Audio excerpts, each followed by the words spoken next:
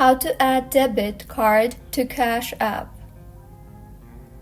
Hello everyone, I am Bishaka and welcome to our channel.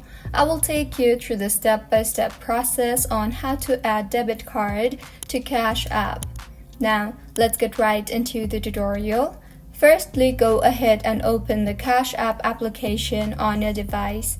Make sure you are signed in, and if not, then go ahead and sign yourself in.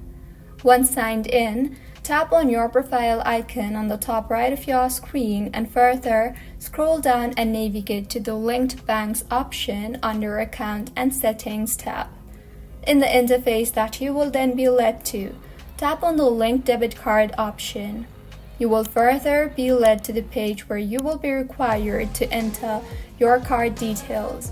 So go ahead and enter your card number, date of expiration, 3-digit CVV and zip code, and further tap on the link card button, and with this, your card will be added. So, this is how you can add debit card to Cash App. If you find this tutorial helpful, please like the video and do subscribe to our channel Login Giants for similar helpful tutorials. See you on the next one.